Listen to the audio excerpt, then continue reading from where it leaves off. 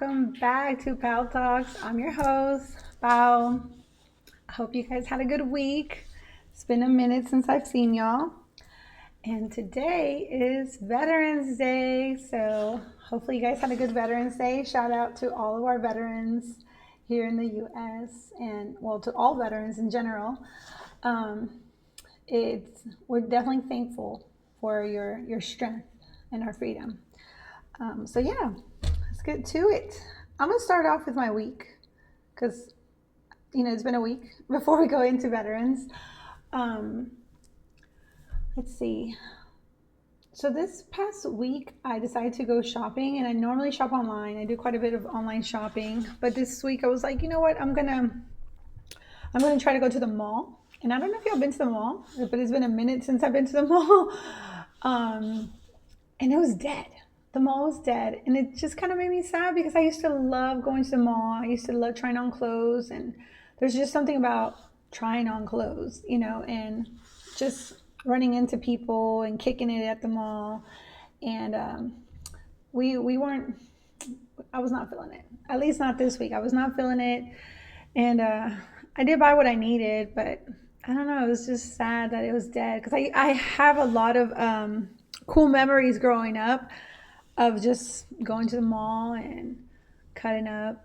And I feel like they're starting to definitely disappear. It's just not the same. Everything's online, and I kind of hate it because if something doesn't fit or something's not right, you got to return it. It's a hassle. It really is a hassle. And I personally don't have time to sit there and return all this crap. But yeah. So in honor of Veterans Day, I figured I can share some interesting facts before we get into it. I don't know if y'all know this, but let's see, 60% of veterans are under the age of 34. I did not know that. These youngsters, thank you for your sacrifice. Yeah, I didn't know that. And then 30% of veterans that we have, 30% of veterans, they have disabilities resulting from their service. And then also, let's see, did you guys know that 31 of 44 presidents actually served in the military? Isn't that cool? I mean, we probably won't see that today because, some of our presidents are a little out of shape, coming from other countries, whatnot. But yeah, so yeah, I thought it was kind of interesting to kind of look into that. I went to a Veterans Day program today. It was really special to see them and thank them for their service. And I definitely feel we should appreciate them more, not just like in our country, just in all countries that do give a part of their lives to service, because I know I wouldn't have it in me to join. No, there's just no way. And a lot of them don't join because of due to financial reasons. They actually join because they really want to be a part of the military. So I thought that was really interesting. But that being said, like 2 weeks ago, because I knew Veterans Day was coming, so I like to, like, whenever I'm feeling like angry or something, not angry, that sounds bad, but whenever I'm in my feelings, I like to watch military action movies. And so I did like a full 2 days of binging military movies. Like, I'm not gonna lie, from like 8 o'clock in the morning till like 12 o'clock at night, I was like watching back to back. And some of them were old school classics, like, Pearl Harbor, which is a forever long movie, but such a good movie. But yeah, it made me think about that. So I figured, in our first segment, because I do love watching movies, we can go into some of the top 5 movies that I watched recently that I feel people should definitely watch if you haven't seen. And I figured I can tell you guys a little bit about them. And they're just like a little bit of everything, nothing specific, and in no specific order of favoritism whatsoever. But so the first one I'm going to talk about is Unbroken. So Unbroken is actually based on a true story. It's the life of Louis Zamperini. And oh my God, what a journey. What a life journey. And this one's particular, it was interesting because he was an Olympic runner. And he joined the military during World War II. And while he was in service, his plane crashes. And he survives the plane crash. And then on top of that, he spends like 41 days at sea after surviving the plane crash. And then they ended up rescuing him, but of course the people that rescue him or capture him is the Japanese military. So he becomes a prisoner of war. And I mean, his resilience, I mean, tearjerker for sure, but talk about resilient and just staying strong. And it's unbelievable that someone can survive all of that. It just shows that like he was meant to be here and tell his story. I thought it was fascinating. It was a true story. I mean, damn, I thought I survived some stuff. No, homeboy was meant to be here. But yeah, he did suffer with PTSD, as do most. He suffered with PTSD and alcoholism, which he was able to persevere that as well. And due to everything that he survived, and so it was a beautiful story. What a full life story. I can't imagine his mother. But so the next one, it's called The Forgotten Battle. Okay, this one's also inspired by true events during World War II. And let me tell you, the movie depicts such historical accuracy and gives you an insight of what the brutal conditions of war was at the time. And it basically follows these three main characters. One is a British glider pilot. Another one is a Dutch-born German soldier, and then a civilian Dutch girl. And it's crazy how their life intertwines and how somehow they all at some point meet each other and help each other to survive this battle that they're trying to show you, which was very important, very, very important during the World War II. And it's crazy to, for some reason, like, I like watching American military movies, but I also like watching World War movies because you get to see what happened on the other side and what those experiences were like. But definitely, that's a good one. It's a long movie, but it's a good one. And I was very impressed of like the cinematography, just how they did the battles and just how they showed almost like out in the field, like the brutality of war. It's insane, but it was pretty cool. It was pretty cool. And then one of my, so my next one is going to be The Hurt Locker. The Hurt Locker, this movie almost reminds me of like the same director that did Jarhead, but this one for some reason just like pulled my attention a little bit better. So The Hurt Locker is, I don't know if y'all, it's an American war action thriller. It's not true events, but this really does happen out in the field. So basically starring Jeremy Renner and Anthony Mackie, two amazing actors. I feel like they should do more military movies because they did a really great job. And basically it follows an Iraq war explosive ordnance disposal team, and they work as a team and they get called out to basically, if someone detects or thinks there's a bomb in a place, they go and disarm it. And Jeremy Renner is the one that really goes into like those bombs and like deactivates them or disarms them. But I'm just thinking like, man, that is like one of the worst jobs that you can have in the military, because you just don't know if you're going to make it out alive every time they call you out. Like, you must be really good at disarming these bombs. But I would hate to wake up every day in service and my job was to go disarm these bombs. And I was just like, man, they definitely show you how it messes with their psychological like way of thinking, because they just don't know when is their last day. And then at the same time, they are being targeted in the movie while they're in service out there, and you get to see, you know, the brutality of how these people during war use children, and they just don't care. They just don't care, and it's so sad. But it's really cool to see that kind of job and what they go through on a day-to-day basis. You just don't know when their last day is. And I didn't realize they had all this gear either, and how they go about things.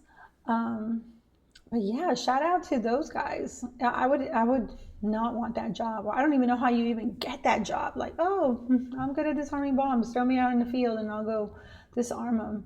But it was, it really pulled at my heart. I felt really bad for them. So my next movie, it's an older movie, but I hadn't watched it in a long time, and it's called Behind Enemy Lines, and is starring, the lead role is Owen Wilson. And I know we are not normally used to seeing Owen Wilson in these type of roles, because normally he does like weird comedies or like love movies, but this I feel like he should have stuck with. Because he did a great job. And it's basically an American action war film. And he plays an American naval flight officer. And he gets shot down while he's flying over Bosnia. And obviously he's trying to survive and trying to get a team out there to help him so they can rescue him. But in the process of being shot down, he ends up uncovering a genocide during the Bosnian War. And not only does he have to survive until his team rescues him, but he also has to get evidence of this back to whoever he needs to get it to so they can help these people out. So it's very fast moving. It's sad because, like I said, you get to see things that you think are not happening across the world, and they're happening. And it's just disturbing, some of those things that happen to women and children and men. And war is just so overwhelmingly, like, just, I always feel like it's unnecessary. You know, that's just my opinion. I feel like there has to be a better way. But it's been going on for so long that I feel like it's never going to stop. But yeah, I really enjoyed seeing him in this role, and I feel like it's one of those movies that you're like, it's probably going to be that good, but it's actually really good. And like, it kept me awake. And like I said, I wish he would have stuck to some of these roles, man. He would have done a great, they have a lot of cool military movies that came out after this movie that I think he would have been great for. But I don't know. It was a really cool experience. I definitely recommend that one. It's one of my favorites. And then the last one that I've seen, it's called 12 Strong. And honestly, the reason why I geared towards it, because Chris Hemsworth was in it. And he does a lot of cool, like, military action movies, like Extraction and stuff like that. But this one I was like, okay, let's see what this is all about. So this one caught my attention too, because it's him and Michael Pena and Michael Shannon, and they're great in military movies too. So I was like, ooh, I like this team. And so I kind of gravitated towards the actors in it. But again, it's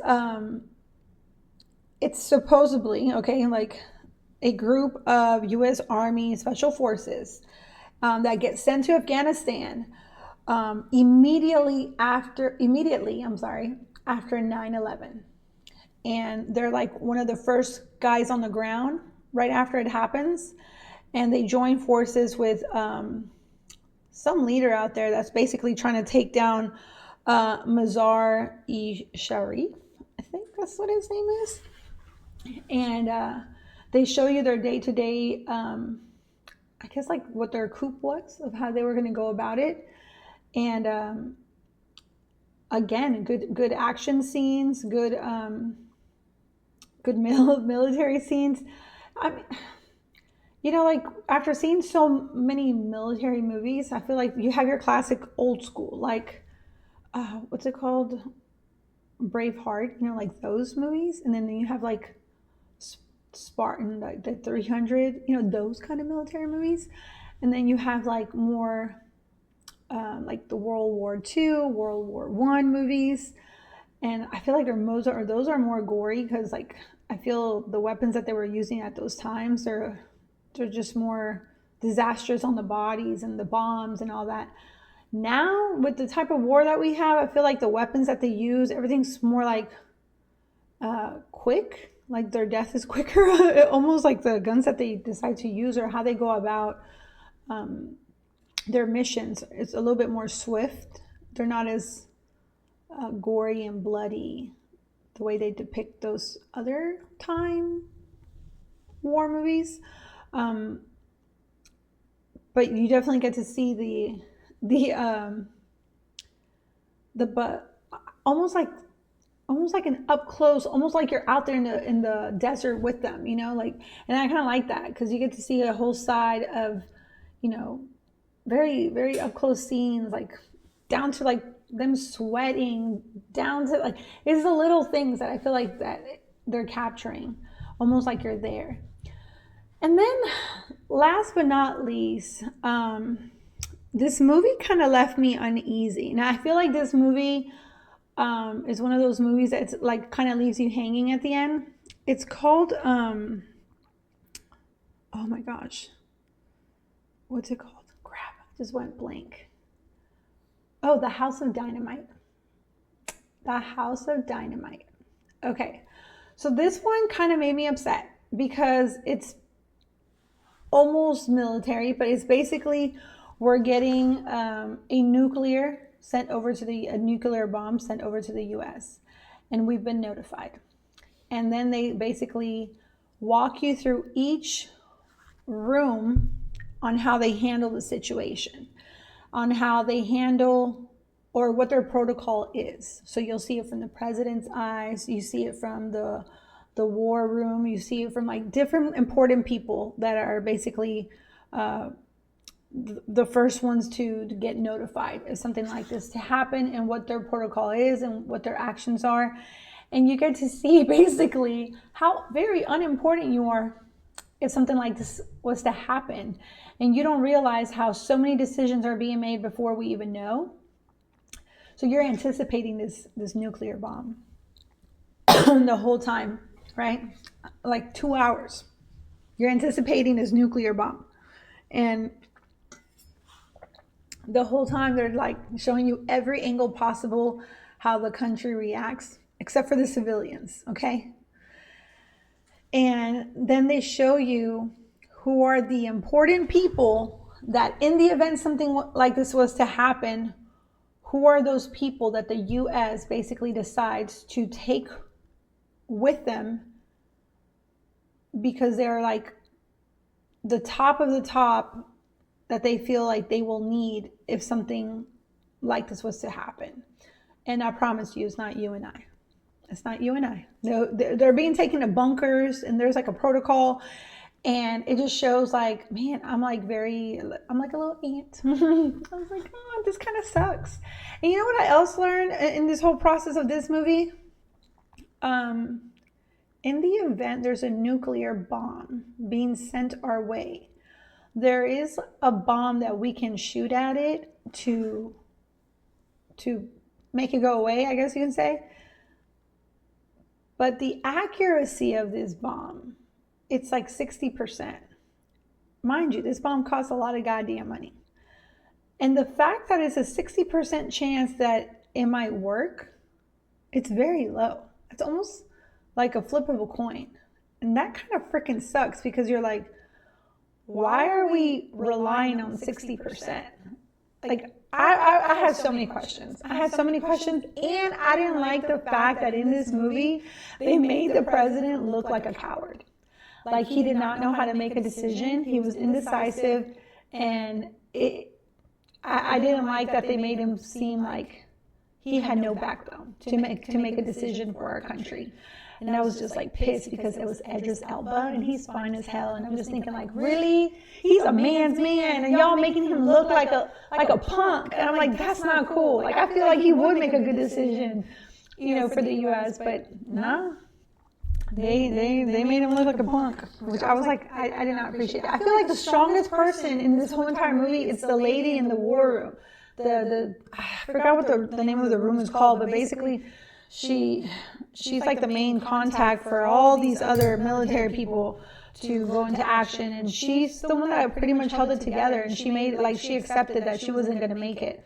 She was like, I need to do my job until the very end, and she had to kind of just come to that decision. But she almost felt like she was the strongest person there, which was weird because normally, they make women look weak in those situations. But it was refreshing. I'll give them that. But yeah, so those are my military recommendations in honor of Veterans Day. Like I said, I love military movies. I don't like scary movies, so I will get down with military and action movies any day.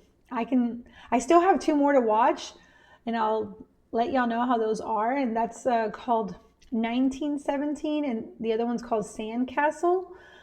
And like I said, I have a list of them. So if y'all have any recommendations of cool military movies, throw them in the comment section. I will watch them. Like, I go crazy on some days, and I'll watch like 6 movies back to back. I like it. Let's see. So yeah, that was that, and we're gonna go into my next segment of going down memory lane of when I was younger. Not really related to veterans, but it is what it is. But once upon a time, your girl here was labeled as an ungovernable child legally by the government of where I resided. An ungovernable child. Never realized what that meant until I got older, because I sure did not care at the time. I was really young. But anyhow, I was like 14 going on 15, and like I said, I was a bad kid, man. I was rebellious. I really was rebellious. And in the end, I ended up in teen court. Okay, I ended up in teen court. I don't know if they have that still here or still till this day, I don't know, but I ended up in teen court, and because I was an ungovernable child, they put me in a program, for teens. And in that program, they make you take like anger management, they make you take all kinds of classes with other kids that are supposedly the same. And in one of those classes, they kind of put you in a program. I don't know if they have that today, but I feel like they should.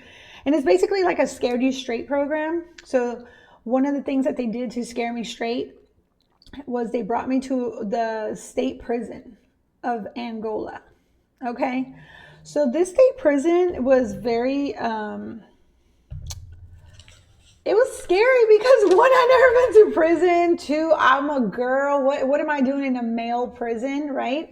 So I remember they told us we were going, but I didn't think we were going to go inside. I thought we were just going to go like in the visitor section and just like hear a presentation.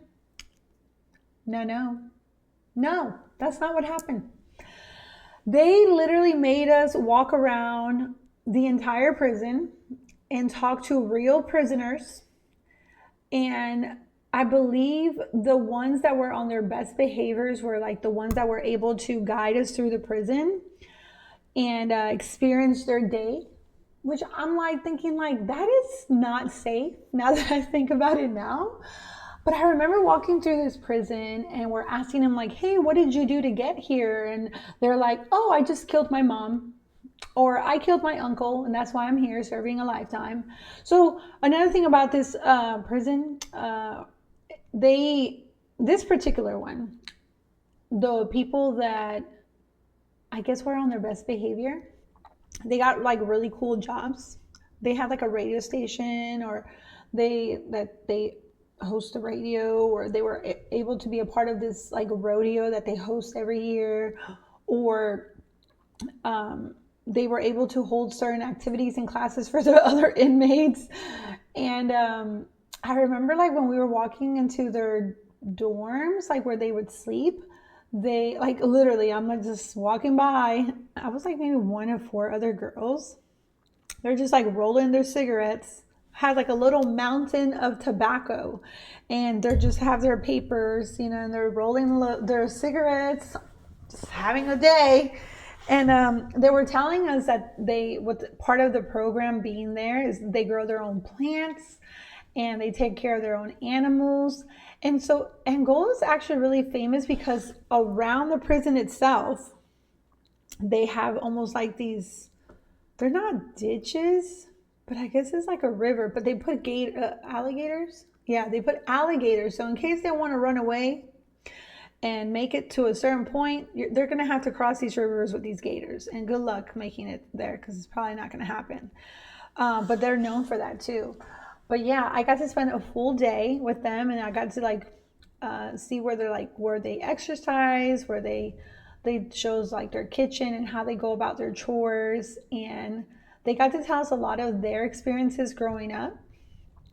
And they were like talking to us like, you don't want to end up here, and I'm just thinking like, I swear to God, I did not do nothing to the extreme to be in this program of scaring me straight. Like, I was not doing drugs. I wasn't like beating up people or running away from home. I wasn't doing any of that. So I was just kind of like, if anything, it was more like traumatized, because I'm like, I don't belong with these people. Like, I'm not doing none of this stuff. Like, it was just part of the program. And I was just, it was an experience because at one of the like we got to sit down and eat lunch with them.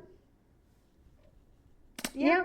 And I remember I'm like sitting there, I'm like, I guess I didn't think about it then, because I was one of those kids that would just ask strangers things, and I was just like, oh, what did you do to get here? Like, how many years do you have left? I'm so dumb. And they're like, oh, I have like 30 years left. And I'm like, well, what did you do? And he's like, I killed my girlfriend, and I killed her son. And I was just like, I wasn't hungry no more. I was just like, why are you? I just thought it was really weird that they would scare us straight that way, and that they would let us be around them so freely, because they could have easily taken any of us and tried to like threaten to kill us. But no, they were on their best behavior.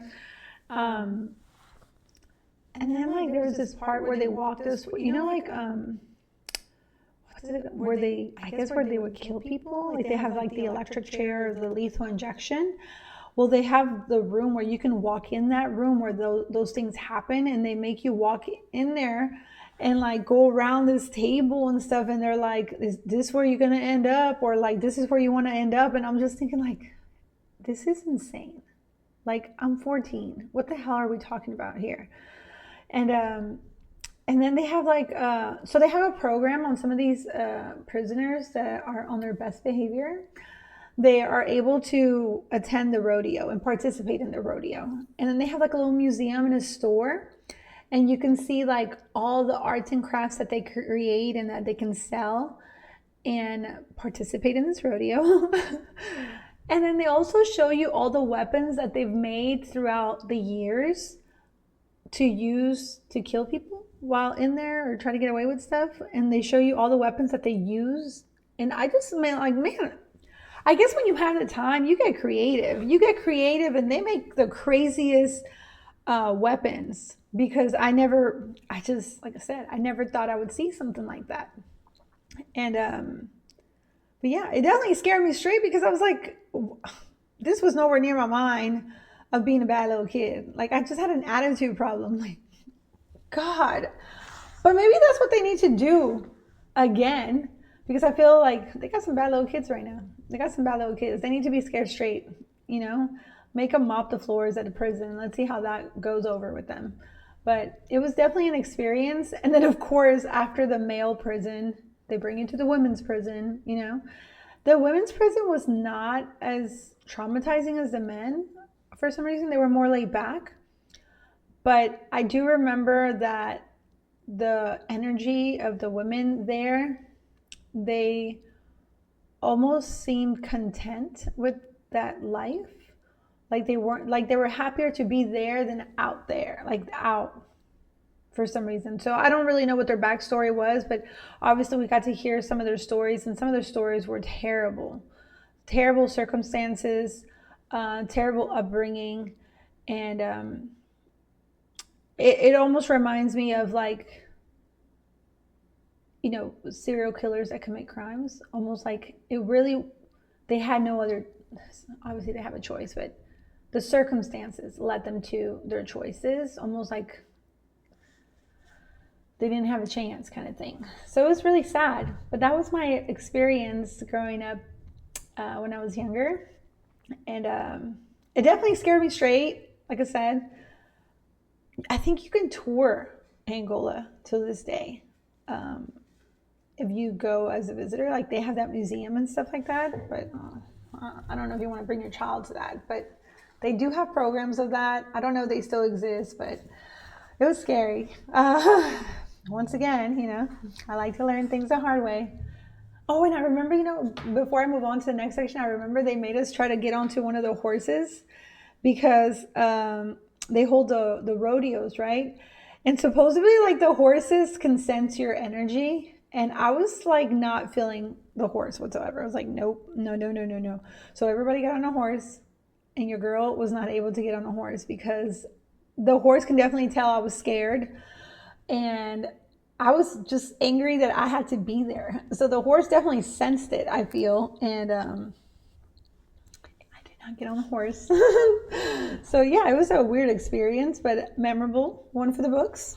So yeah, we're going to move on to our next segment of questions and advice. I do have a request for an advice, and I'm going to read it. And let's see. All right, so it says, if your husband of 5 to 6 years was to tell you it is fine if you choose to be a stay-at-home wife, if and when he's able to financially care for you and your baby together, would you fully accept leaving your job and not having any of your own source of income, or would you rather play it safe because you never know and keep having your own income on the side? Well, I always say it's really up to you as a couple. But if you have a career and you have support where someone in the family could take care of your child, then yeah, I would say 2 incomes is better than 1. But at the same time, now that I've lived it, I would say if you have the opportunity to be in your child's life until they go to school, until they go to pre-K, I would say do it. Do it. Because those years you can never get back. And that job can be there before, during, and after. You know what I mean? Those years you'll never get back. And they're only little ones. So if you're able to enjoy those first 4 or 5 years, do it. And then after that, because once they're in school, you can go get a part-time and bring home income. But definitely enjoy those first few years. I definitely say if you're able to, and he's able to handle things financially, girl, let that man work and enjoy your baby and make your home feel like home when he gets home. So yeah, that's what I would do. So we're moving on to a question. Do you like strawberries? I do like strawberries. I like any berry family, like anything in the berry family. I do like strawberries. I love strawberries. I love fruit. I love fruit and vegetables in general. So I think there's only one fruit I don't like, and I've tried a lot of fruits. So, but yeah, I do like strawberries. Let's see.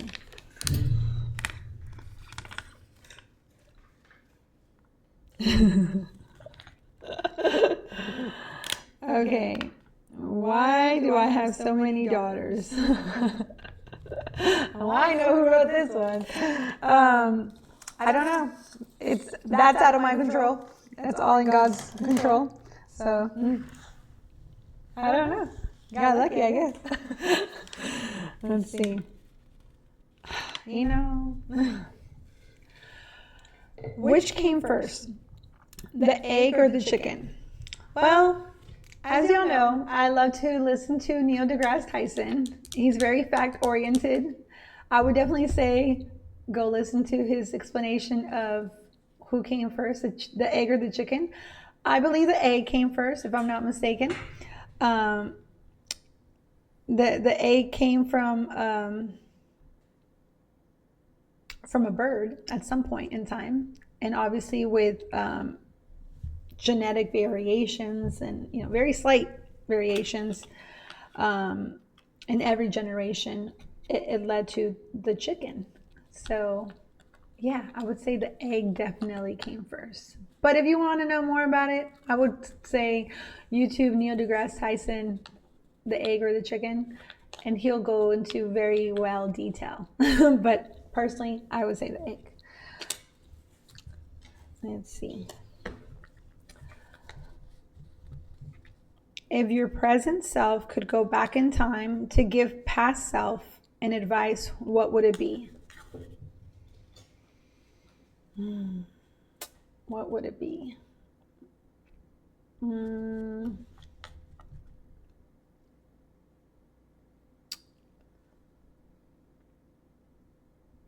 I would say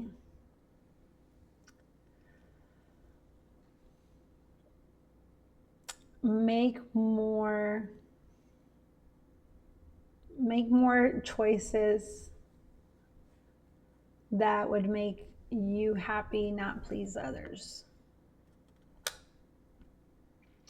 Yep. I would do that.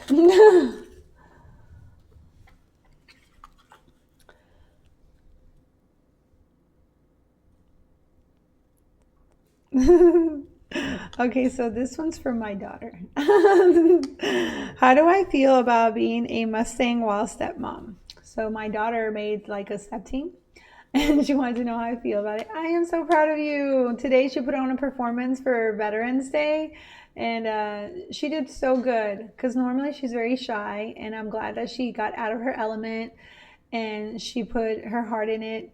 So I am very proud, and I love dancing or anything related to moving. So I'm glad that she's moving in my steps. What would you tell someone who's unable to have kids, but it's their lifelong dream? How would you get them to see adoption as an option when they see themselves as a failure because they are unable to have a baby?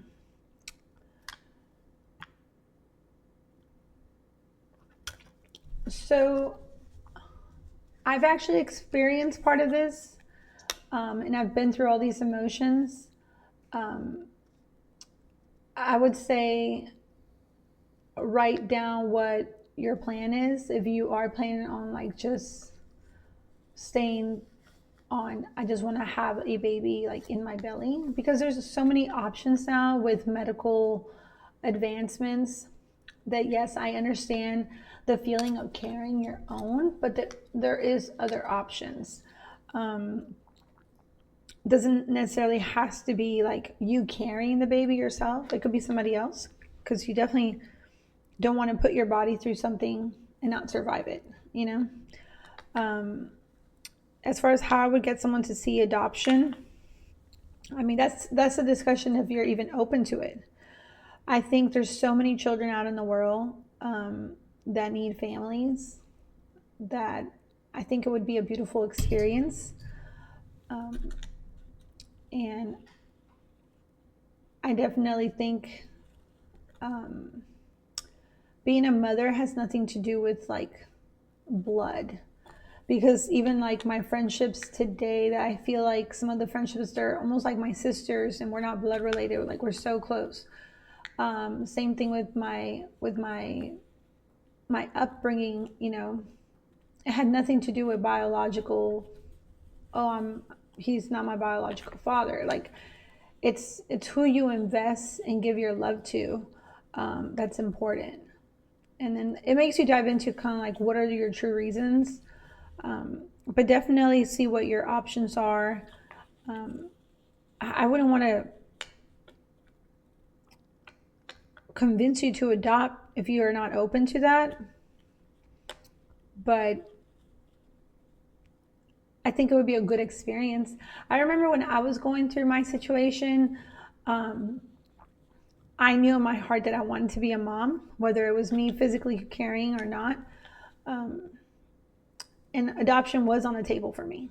So that's something I've always kind of like said yes to, just because I know there's so many children out there that would love to be loved and be a part of a family. And I think that everyone should be open to that. You just never know. What if you were them, you know? What advice would you give a young college student that doesn't know what he or she wants to do with their life? Oh, okay. So I didn't go to college. I was just on my thing. I didn't feel confident going to college, not knowing exactly what I wanted. And I was like, oh, do I want this career? Do I want that? I just like so many different things. So I just took a leap of faith and I just kind of went out into the workforce. And sometimes you learn more out in the workforce than you'll ever learn in college, or you'll see careers that you didn't even think existed. I definitely think your 20s, from 18 to 26, that's your time to play and figure yourself out.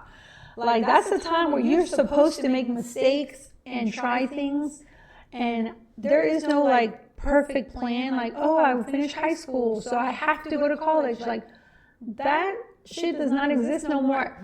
Like, we have YouTubers that make more money than people that go to college. We have football players that make more money than doctors. Like, that plan that was instilled in us for the longest time, that's not for everyone, and it's okay. So I feel like, I know sometimes we're pressured by our moms and our dads and society. I say, be fearless. You only get one life. You do not, I'm telling you, it sucks. You do not want to go to a job and wake up every day and say, oh my God, I hate this. I hate this. Like, you're torturing yourself. So no, go make mistakes. Go explore your options. If you don't like it, quit your job. Like, if it doesn't fulfill you, like, try something else.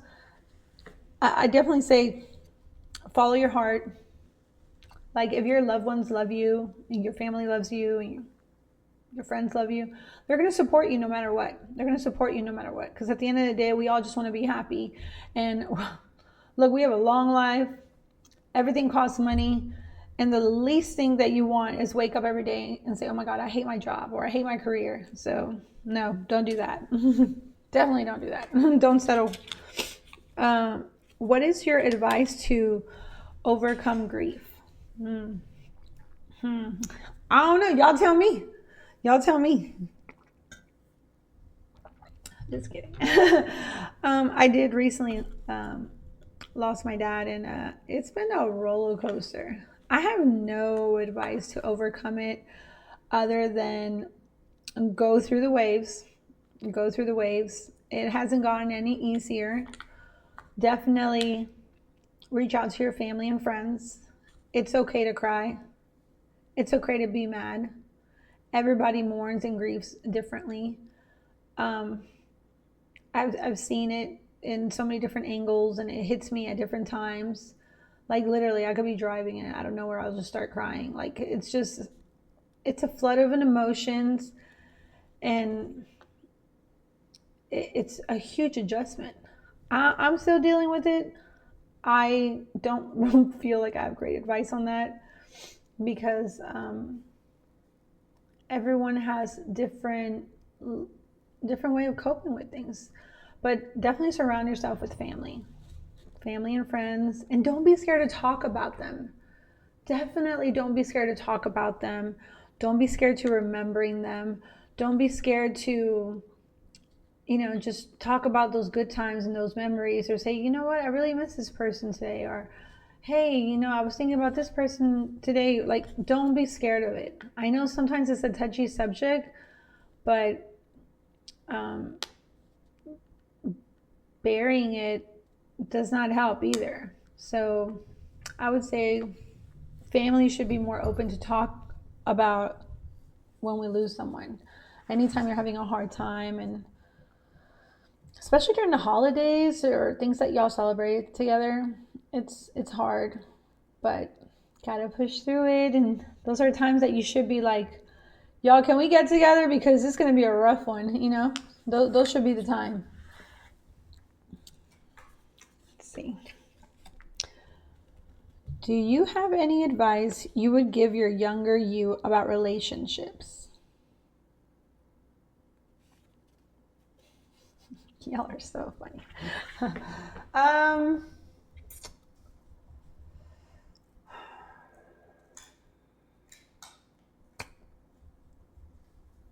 Do not settle. Don't settle for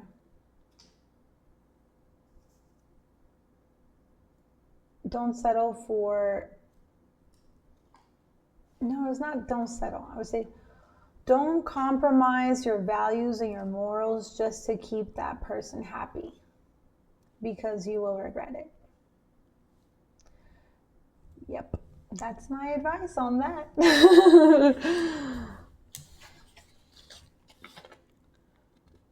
Who do you want to win on Dancing with the Stars this season? Hey. Okay, so I haven't watched every dance, but I feel like I'm very biased to oh my gosh, the Irwin kid. I forgot his name, but he's such a cutie. Oh my gosh, he reminds me so much of his dad, the Irwin kid. I like Steve Irwin's kid. Oh my gosh. Definitely he's got some good dance skills. And I just feel he's just like his sister. Like he's like the world's child. Like when their dad passed away, I feel like the world took on the role of mom and dad for them, because we're just cheering them on. So like, you know, I'm definitely cheering for him. I want him to win because I feel like he should. He lost his dad, and his dad was incredible, and he was great, and we all loved him. So I feel like he should win just automatically. And he loves animals, and he's so good at what he does. And he genuinely, when I hear him speak, like, oh my gosh, bless his mom's heart. You can tell he was raised well. He has a loving heart, and he's just literally the spitting image of his dad. It's incredible. I think it's a blessing for his mom and his sister and for all of us to be able to see his dad in him. You know, it's just kind of cool. I love to see him. I follow his show on, I think it's on Disney Plus. They show his family's zoo, and I follow. I've seen him grow. So yeah, I feel like he's like the world's kid. Everyone loves him. What is one thing you can automatically say you regret in life? Oh my gosh. What do I regret in life? I regret dating at such a young age. I do. I regret dating someone older at such a young age. I will say it now and I'll say it again. I regret dating someone older at such a young age. I definitely feel now in my life that I was robbed of years that I should have been focused on just being young and hanging out with my friends. And I did not enjoy those years as much because I was with someone that was way older than me that I should not have been dating. So yeah, I do regret that because I feel like I could have had some cool experiences as a regular kid. Yeah. So this is going to be my last question. Okay. Do you have any tattoos? No, I do not have any tattoos, nor will I ever, because I'm too indecisive and I don't know, it's just not my thing. I figured I've been on earth this long and I have got one. It's probably not going to happen. And yeah, I would not know what to pick. So probably not going to happen. And I don't know. It's just, I don't think it suits me. Like, it's not part of my personality, so that's okay. But yeah, thank you guys for listening. I hope you guys liked it. Please like and subscribe and follow me on my socials on Twitter and Instagram. And please, please, please submit some questions for your girl. Either submit them in the comments or send them to me via message on my Instagram, and I'll go ahead and respond to those questions for you guys next time. Or if you need advice on a situation, I'm more than happy to help you guys. Other than that, I hope you guys have a good night.